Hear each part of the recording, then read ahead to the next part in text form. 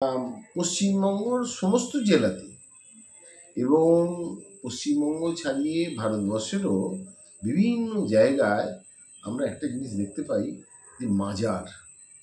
এখন এই মাজার কথাটা যেটা এসেছে সেটা কবে থেকে শুরু হলো ভারতবর্ষে, যে কোন সময় থেকে, এবং এই মাজারে যে একটা কবরস্থান মতো তার উপর চাদর চাপাচ্ছে মানুষে, এটা কারা শুয়ে আছে এটা তো আমাদের জানা দরকার। তো আমরা যদি যাই পঞ্চদশ শতাব্দীতে, সেই সময় আমরা দেখব যে ওইখানে দুটো জিনিসের কাজ হয়েছিল। একটা হচ্ছে ইসলাম ধর্মের মধ্য থেকে একটা সুফিবাদ সৃষ্টি হয়েছিল, আর হিন্দু ধর্ম থেকে একটা শুরু হয়েছিল ভক্তিবাদী আন্দোলন। তা এই ভক্তিবাদী আন্দোলনে আমরা যাদের কথা আমরা জানি আমাদের বাংলাতে, তাদের মধ্যে অন্যতম ছিলেন চৈতন্যদেব, এবং ভারত জুড়ে এরকম অনেক মানুষ, রামানন্দ এই সময়, কবির, দাদু, এনাদের কথা পাচ্ছি। আর সুফি যারা ছিলেন সেই সময় আসছেন, তারা হচ্ছে নিজামুদ্দিন আউলিয়া, সেলিম চিশতি, শাহজালাল, এরকম অনেক মানুষ। এরা কি করলেন, এই যে উভয় ধর্মের যে উদারতা, এই উদারতার কথা বললেন, যে মিলমিশ করে, তখন আর আলাদা করে দুটো ধর্মের তো কোনো বিবাদ নয়, একসাথে একটা আবহাওয়া তৈরি হলো, যার ফলে আপনারা দেখবেন ওইখানে সত্যপীঠ আর আমাদের নারায়ণ, সত্যনারায়ণ পুজো চালু হচ্ছে। এইরকম জায়গাটা থেকে এই সময় বেশ কিছু মানুষ আমাদের বাংলাতে এসেছিলেন। তাদের আমরা যদি কথা স্মরণ করি তাহলে এইগুলোর ইতিহাসটা আমরা দেখব। এবং সেই সময় দেখুন এই যে মুসলিম হিন্দু একটা যে সম্প্রীতি তৈরি হলো সেই সময়, এবং ঘরের নিজের মানুষ করে নিচ্ছে।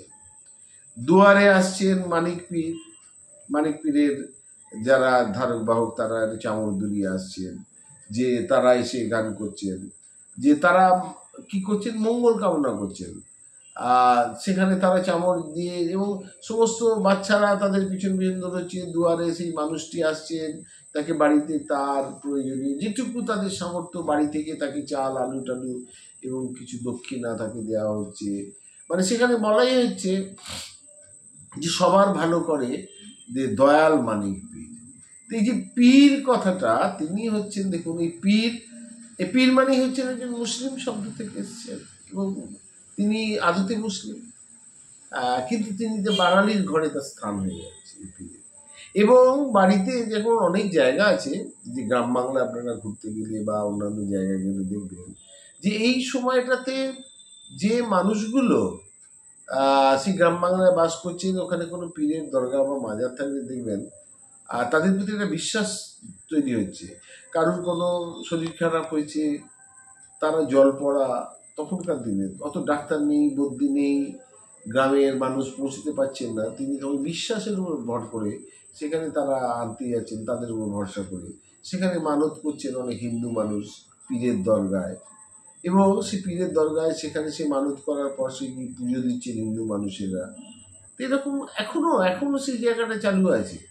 এবং আমি পশ্চিমবঙ্গে বলছি যে কয়েকটা পীরের স্থান আছে যেখানে সারা বছর ধরে তো মানুষ আছেন, আর যে বিশেষ উৎসব হয় সেখানে কাতারে কাতারে হিন্দু মুসলিম উভয় শ্রেণীর মানুষেরা জড়ো হন। সেখানে কখনো জাতপাতের ভেদাভেদই থাকে না। যেমন আপনার দেখুন এখানে আমরা, এবং তাদের ঘিরে যে বিখ্যাত মেলা হয়, সেই মেলাগুলো দেখার মতো।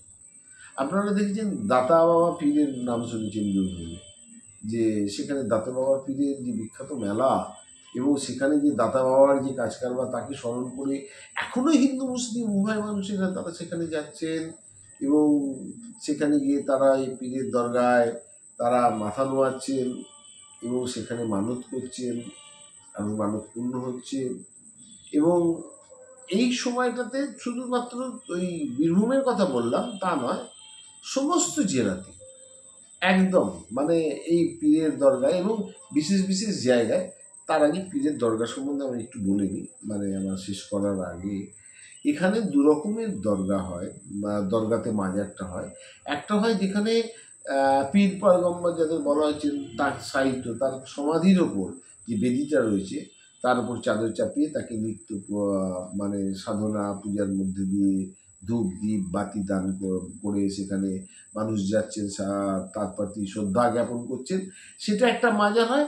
আর একটা হচ্ছে রেপ্লিকা মাজার, যেটা হচ্ছে ধরুন মানিক পীরের। মানিক পীর আদতে এদিকে না হলেও মানিক পীরের মাজার প্রত্যেক জায়গায়, মানে বহু জায়গায় বাংলার ছড়িয়ে আছে। এই মানিক পীর কিন্তু একজন না, তার মূল মাজারটা অন্য জায়গায় আছে, কিন্তু মানিক পীরের নামে ওখানে এই ধরনের একটা সমাধিস্থল করে, মানিক পীরের নামে, এটাকে ওই জন্য রেপ্লিকা কথাটা বললাম, করে সেখানে মানুষ যাচ্ছে। আমরা যেখানে বাস করি হুগলি জেলায়, এরকম মানিক পীরের মাজার বহু আছে। এই দু ধরনের মাজারকে আমরা দেখতে পাই। তো স্বাভাবিক কারণে এই মাজার, এই জায়গাটা দেখবেন বহু জায়গায় আক্রান্ত হয় অনেক সময় হিন্দু মুসলিমের এতে, কিন্তু মাজার বেঁচে যায়। তার কারণ হচ্ছে এটাই, এটা হিন্দু মুসলিম ঐক্যের জায়গা, যেখানে যে মানুষটার কাছে আমরা উভয় ধর্মের মানুষেরা, যার কাছে কি মনের কথা বলতে পারতো মানুষ, সেই পরম্পরাটা চলে আসছে।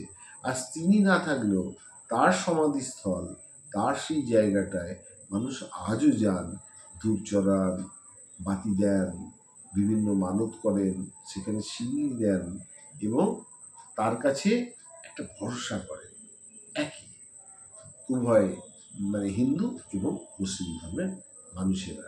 এবং এটাই আসল ভারতবর্ষের মূল সুর, যে সুর আজও বেজে চলেছে এবং আরও দীর্ঘদিন ধরে বেজে চলবে বলে আমার বিশ্বাস।